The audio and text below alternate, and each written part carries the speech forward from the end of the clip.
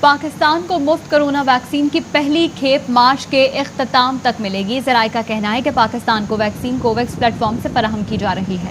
بات کریں گے، جہانگیر خان ہمارے ساتھ موجود ہیں۔ جہانگیر، آگاہ کیجیے گا، ذرائع کیا بتاتے ہیں مزید اس حوالے سے؟ جی بالکل، کورونا ویکسین کے حوالے سے بڑی خوشخبری ہے کہ پاکستان کو مفت کورونا ویکسین کی فراہمی کا آغاز آئندہ ماہ کے اختتام پر ہوگا۔ پاکستان کو کوویکس کے پلیٹ فارم سے کل 20% آبادی کے لیے 4,55,00,000 ڈوزز مفت ملیں گی۔ کوویکس پاکستان کو کورونا ویکسین مرحلہ وار فراہم کرے گا۔